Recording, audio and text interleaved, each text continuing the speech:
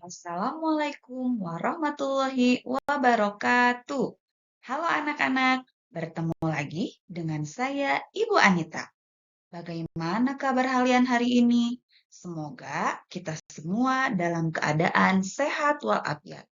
Amin ya robbal alamin. Anak-anak, hari ini kita akan belajar tentang rantai makanan.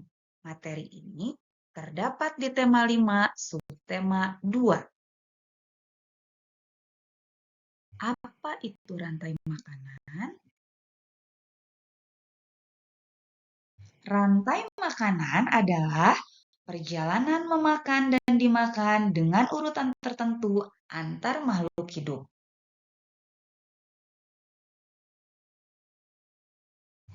Dalam proses rantai makanan, terdapat peranan-peranan makhluk hidup di dalamnya.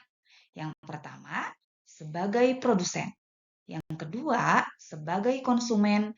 Dan yang ketiga, sebagai pengurai.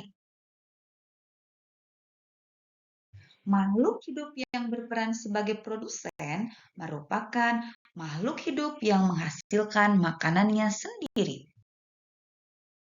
Kemudian, makhluk hidup yang berperan sebagai konsumen merupakan makhluk hidup yang berperan sebagai pemakan bahan organik atau energi yang dihasilkan oleh produsen.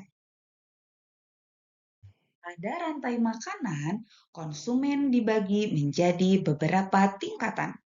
Yang pertama, konsumen tingkat 1. Konsumen tingkat 1 merupakan hewan pemakan tumbuhan. Makanan yang dimakan hewan tersebut akan diubah ke dalam bentuk energi untuk melakukan aktivitas. Jenis hewan yang tergolong pada konsumen ini yaitu hewan herbivora. Dan yang kedua yaitu konsumen tingkat 2. Konsumen tingkat 2 merupakan kelompok hewan yang memakan konsumen tingkat 1.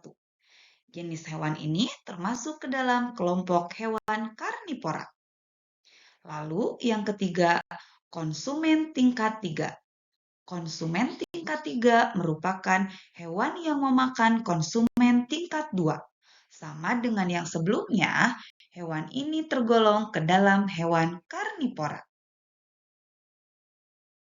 Selain produsen dan konsumen, ada peran lain yang tidak kalah penting dalam proses rantai makanan, yaitu dekomposer atau pengurai.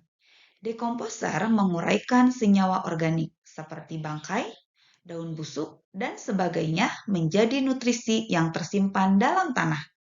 Kemudian, nutrisi ini akan dipakai lagi oleh tumbuhan untuk tumbuh. Adapun contoh dari dekomposer alami yaitu jamur, bakteri, dan cacing tanah.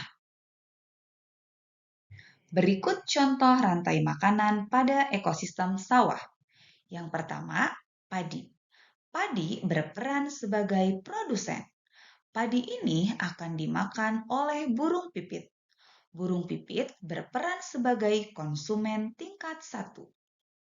Kemudian, burung pipit akan dimakan oleh ular. Dan ular berperan sebagai konsumen tingkat 2. Kemudian, ular akan dimakan oleh elang. Elang berperan sebagai konsumen tingkat 3. Ketika elang mati, bangkai elang akan diuraikan oleh bakteri pengurai atau jamur. Dan hasil penguraian ini akan diubah oleh mikroorganisme dalam tanah untuk dijadikan sumber makanan pada tumbuhan.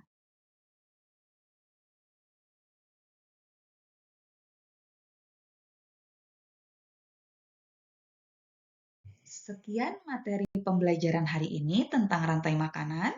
Semoga dapat bermanfaat bagi kita semua.